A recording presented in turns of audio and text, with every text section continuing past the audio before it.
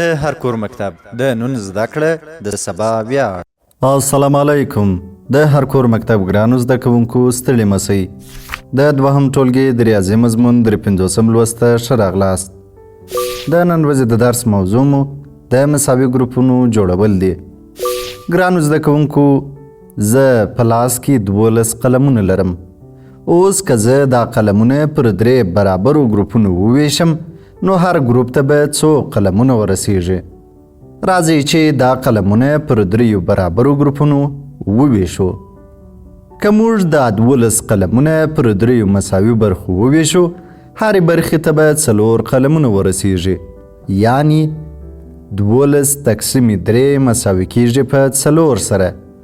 دا معنا لري چې که موږ 12 شیان ولرو او پر 3 برخو یې وویشو، نو هر برخه به 4 شیان ولري. دا د مساوي ګروپونو د جوړولو طریقه ده. اوس راځئ یو بل مثال وازمایو. موږ 10 دانې کوچنۍ ډبرې لرو او غواړو چې پر 5 مساوي ګروپونو یې وویشو، نو هر ګروپ ته به 2 ډبرې ورسیږي. موږ به 5 دانې داسې لیکې کش کړو. تاسې یې پر سکرین ښه لیدلی سئ. موږ 10 دانې ډبرې لرو. پر هره لیکه به یوه ډبره تر هغه پورې ږدو چې ټولې ډبرې خلاصې سي. لومړی به پر هره لیکه یوه ډبره کښېږدو.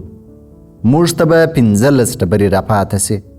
اوس به راسو، بیا به پر هره لیکه یوه ډبره کښېږدو. موږ ته به 10 ډبرې راپاته سي. دریم ځل به بیا هم یوه بله ډبره پر اضافه کړو. موږ ته به 15 ډبرې راپاته سي.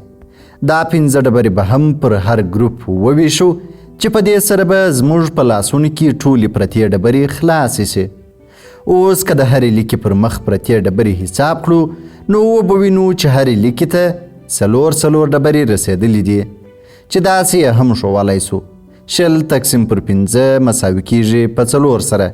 په دې طریقه موږ زده کړل چې د تقسیم عملیه موږ ته دا راښیي چې یو شی څنګه پر برابرو ګروپونو وویشو. ګرانو زده کوونکو، دا و زموږ د نن ورځې درس. په راتلونکي درس کې به د ویش یا تقسیم د عملیې مفهوم وپېژنو. په مخه مو ښه